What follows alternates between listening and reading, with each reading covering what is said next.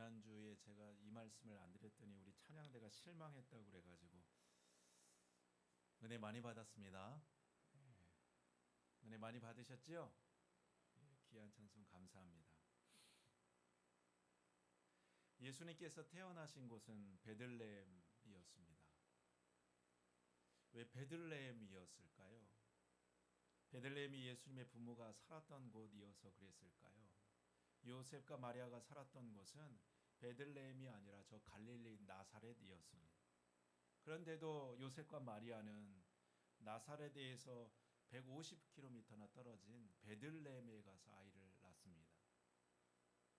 그 이유가 있었지요. 당시 로마 황제가 모든 사람에게 호적을 명했기 때문입니다. 오늘 본문 1절에 말씀하듯이 그때의 가이사 아스구토가 천하로 다 호적하라 명령합니다. 황제가 호적을 명령한 이유는 효과적으로 세금을 징수하기 위한 것이었죠. 혹시나 세금 징수에 누락된 사람이 없도록 철저히 주민수를 조사하게 한 것입니다. 그래서 요셉도 자신의 고향인 베들레헴으로 호적하러 갑니다. 만삭이 되었던 마리아도 요셉을 따라서 베들레헴으로 내려갔지요. 하지만 요셉과 마리아가 베들레헴에 도착했을 때 그들이 쉴 만한 방을 얻지 못했습니다. 요셉이 얼마나 방을 구하기 위해서 종종 걸음쳤을까요? 하지만 한결같이 들려온 대답은 방이 없으니 다른 데로 가보라는 말뿐이었습니다. 오늘날 같으면 인터넷으로 알아보고 예매해서 방을 얻었겠지만 그때는 그러지를 못했습니다. 먼저 온 사람 순서대로 방을 차지한 것입니다. 그러니 늦게 도착한 마리아와 요셉은 산모를 가졌음에도 아이 낳을 방을 얻지 못했습니다. 그때 상황을 6절, 7절 말씀에 이렇게 적고 있습니다. 우리 앞에 있는 화면을 보시면서 같이 6절, 7절 말씀을 읽겠습니다. 거기 있을 그때에 해산할 날이 차서 첫 아들을 낳아 광보에 싸서 구유에 누였으니 이는 여관에 있을 곳이 없음이로라. 마지막 구절 한번 보시죠. 이는 여관에 있을 곳이 없음이로라. 산모가 아이를 낳아야 되는데 있을 곳을 얻지 못해 길가에 있습니다. 이렇게 난처하고 다급할 때가요. 이런 생각이 듭니다. 육신의 아버지인 요셉은 그렇다고 치고 하늘 아버지는 이 문제를 해결해 주시지 못하셨을까요? 하나뿐인 예수 그리스도가 세상에 태어나는 순간입니다. 요셉은 불가능했을지 몰라도 하나님은 가능하시지 않았을까요? 예수님의 탄생을 몇백 년 전부터 준비해 오셨던 하나님이셨을 터인데요. 아들의 길을 예비하라고 세례 요한도 준비해 놓으시고 또 동방박사와 목자들을 준비하셔서 예수님의 태어나실 때 아기 예수님을 찾아가 경배하고 영광을 돌렸던 하나님이셨는데요. 예수님이 태어날 방을 하나 준비하지 못하실 하나님은 아니셨다 생각이 들어집니다. 그런데도 하나님은 그렇게 하시지 않으셨지요. 베들레헴 빈방이 없어서 허름한 곳에서 예수님을 낳게 하셨습니다. 여러분, 그것은 하나님께서 능력이 없어서가 아니라 우리에게 말씀하고 싶은 메시지가 있으셔서 그랬습니다. 그래서 들어갈 빈방이 없다는 말씀 가운데 우리는 하나님의 음성을 듣습니다. 먼저 예수님을 위한 빈방이 없다는 것은 그리스도의 오심을 맞이할 준비가 되지 못한 세대를 보여줍니다. 예수님을 위해 방 하나 내어드리지 못했던 당시의 사람들이었습니다. 아무리 여관에 방이 없다고 그래도요, 그 출산한 임산부가 방이 없으니 다른 데로 가보라고 소리치는 것은 이 상식적이지 못합니다. 이런 상황이라면 누구든 자기 방이라도 내어주는 것이 인지상정이겠지요. 그런데 만삭의 마리아를 보고도 누구도, 여관 주인도, 방을 얻은 사람들도 자신의 방을 내어주는 사람이 없었습니다. 무엇을 보여주는 것일까요? 예수님의 오심을 거부하는 사람들의 모습입니다. 이런 일은 예수님께서 태어나실 때뿐만 아니었지요. 예수님이 공생애를 살아가는 내에 지속되었습니다. 예수님이 말씀을 가르치실 때에도 병든 자와 가는 자를 고치실 때에도 심지어 십자가에 달리는 그 순간까지도 사람들은 예수님에게 자기의 빈방을 내어주지 않았습니다. 예수님 당시의 사람들 모습뿐만 아니라 어쩌면 지금 우리들의 모습인지도 모르겠습니다. 여러분, 내 자신의 뜻을 고집할 때 베들레헴 사람들처럼 우리들도 예수님께 방을 내어드리지 못하는 것입니다. 하나님과 상관이 없이 내 자신의 일에만 몰두해 있을 때 헤롯처럼 우리도 예수님께 방을 내어드리지 못하는 것입니다. 신앙이 내게 형식이 되어져 가고 마치 숙제처럼 해결해야 되는 일이 되어질 때 이스라엘의 종교 지도자들처럼 우리도 예수님에게 방을 내어드리지 못하는 것입니다. 하지만 하나님은 다르셨지요. 하나님은 모든 이들에게 방을 내어주셨습니다. 구유에 누우신 아기 예수님의 모습을 보기에 찾아온 모든 이들에게 하나님은 그 문을 활짝 열어두셨습니다. 심지어는 예수님의 오심을 거부한 사람들에게도, 예수님을 죽이려고 했던 헤롯에게도, 예수님의 오심을 이용하려고 했던 바리새인들에게도, 그리고 여기 있는 저와 여러분에게도 하나님은 빈 방을 마련해 놓고 열린 문으로 우리를 맞이하십니다. 사람들이 방을 내어주지 않으니요, 하나님도 아기 예수님을 아무에게나 안 보여주시고 싶지 않으셨을까? 저라면 그랬을 것 같습니다. 내 아이 낳는데 아무도 관심도, 아무도 손을 내밀지 않는 모든 이들에게 저도 손을 내밀고 싶지 않을 것 같습니다. 하지만 하나님은 모든 이들에게 그 방을 내어주셨습니다.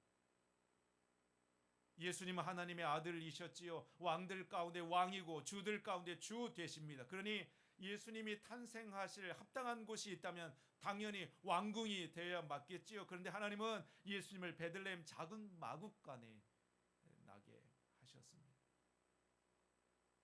이유가 분명하지요. 예수님을 찾아오는 모든 이들에게 열린 문이 되시기 위함이었습니다. 그래서 예수님의 마구간은 하나님의 위로와 하나님의 은혜가 담긴 장소였습니다. 그곳에 예수님을 만나고 싶은 사람이면 모두 다 나와 예수님을 보고 경배할 수 있는 곳이 되었기 때문입니다. 동방박사와 같이 이방인도 올 수 있고, 목자들처럼 가장 천대받는 사람도 올 수 있고, 높은 지위의 사람이나 낮은 사람이나 누구나 찾아올 수 있는 곳, 예수님의 마구간이었습니다. 그렇게 하나님은 모든 이들을 위한 방을 마련해 놓으셨습니다. 만일 예수님께 저 왕궁에 태어나셨다면요, 누구도 쉽게 그분의 탄생을 보지 못했을 것입니다. 그 일을 위해서 예수님은 모든 것을 내려놓고 낮아지시고 겸손해지셨습니다. 무슨 말일까요? 예수님은 우리가 만나고 싶다고 쉽게 만날 수 있는 분이 아니라는 말씀입니다. 예수님 그분이 스스로 낮아져서 마구간에 나시니 우리가 그분을 맞이하게 되었다는 말씀이지요. 예수님이 친히 베들레헴의 빈방이 되어 주시니 우리가 그분에게로 들어갈 수 있게 되었습니다. 지금도 예수님은 여전히 우리의 빈방이 되셔서 수고하고 무거운 짐진 자들아 다 내게로 오라, 내가 너희를 쉬게 하리라 부르시면서 우리를 맞이하실 방을 마련해 놓고 우리를 초대하고 계십니다. 하지만 여러분, 누구나 그분의 빈방에 들어가는 것 아니지요.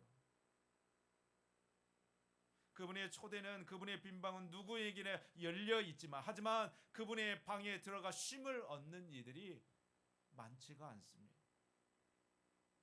예수님 하셨던 말씀 우리가 잘 알지요. 마태복음에 있는 말씀, 천국은 마치 자기 아들을 위하여 혼인잔치를 베푼 어떤 임금과 같으니 그 종들을 보내어 그 청한 사람들을 혼인잔치에 오라 하였더니 오기를 싫어하거늘 내 거리 길에 가서 사람들을 만나는 대로 혼인잔치에 청하라 오라 한데 청함을 받은 자는 많되 택함을 입은 자는 적으니라. 청함을 받은 자는 많되 택함을 입은 자는 적으니라. 그러면 누가 예수님의 청함에 택함을 입을 수 있을까요? 그래서 예수님은 지금도 우리에게 묻고 계십니다. 당신에게 나에게 내어줄 빈 방이 있습니까? 우리에게 묻고 계시는 것입니다.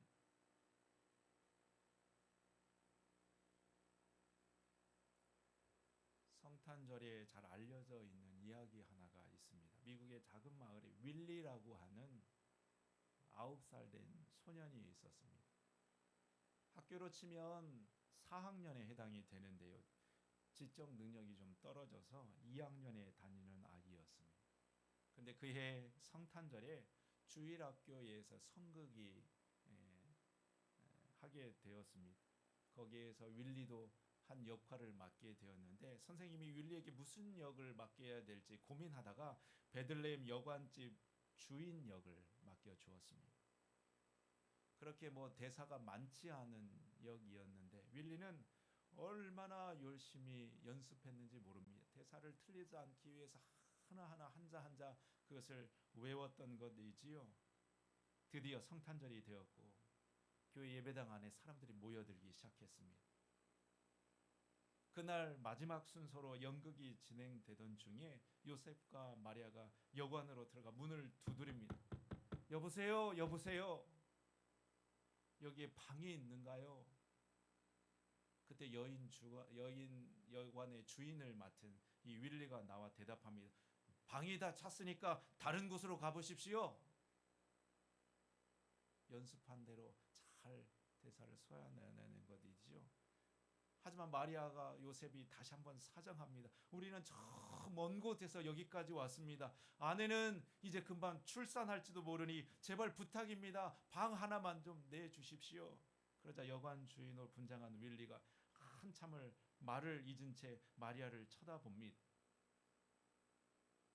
사람들이 뭔가 좀 이상한 것을 눈치채기 시작하지요. 여기저기 웅성거리는 소리가 들리게 됩니다. 뒤에 있던 선생님이 윌리가 대사를 까먹은 줄 알고 다급히 대사를 뒤에서 막 읽어주고 있습니다. 한참 만에 윌리가 정신을 차리고 대답하지요. 안 돼요. 방이 없다니까요. 저기로 가세요. 매몰차게 소리를 쳤습니다.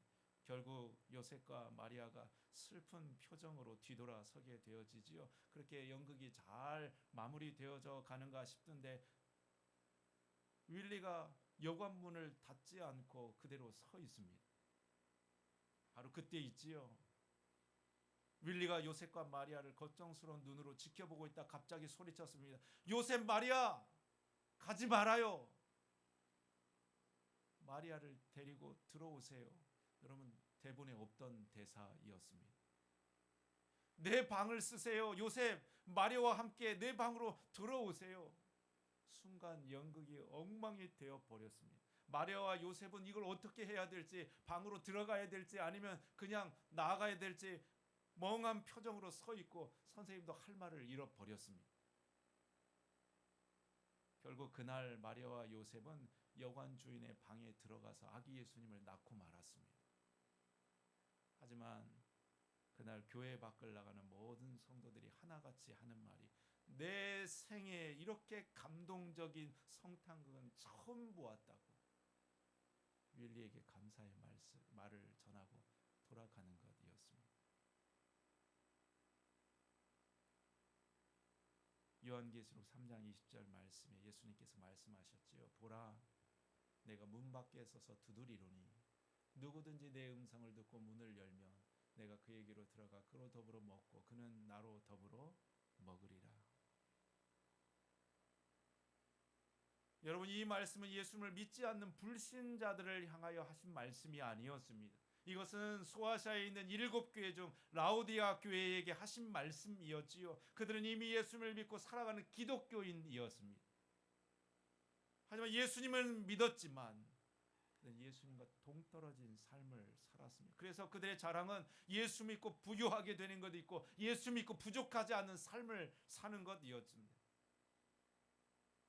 예수님은 그들을 보시며 하신 말씀이 차든지 덥든지 하라는 것이었습니다. 그들은 예수님을 모시고 살았다고 생각했지만 정작 예수님은 그들 삶 속에 들어가지 못한 채 문을 두드리면서 볼지어다 내가 문 밖에 서서 두드리노니.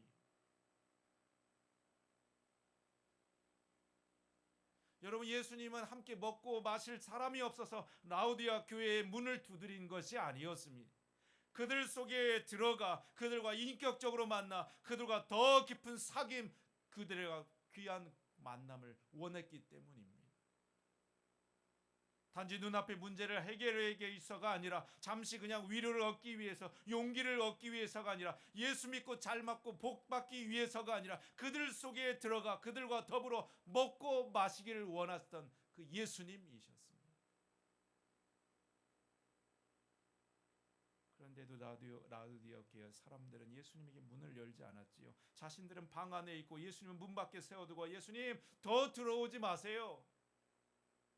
그냥 거기 적당한 거리에 있으세요. 주님으로 인해 내 삶이 간섭받고 싶지 않습니다. 딱 거기가 좋습니다. 거기 문 밖에서 주시는 주님의 복을, 주님이 주시는 그 은혜를 나는 받아서 내 삶이 좀 편하게 살게 됐으면 좋겠습니다. 굳이 예수님 내 삶에 들어와 불편하게 살고 싶지 않습니다. 여러분, 우리는 어떤지요? 우리도 우리 문을 잘 열려 하지 않고 있지 않는지요?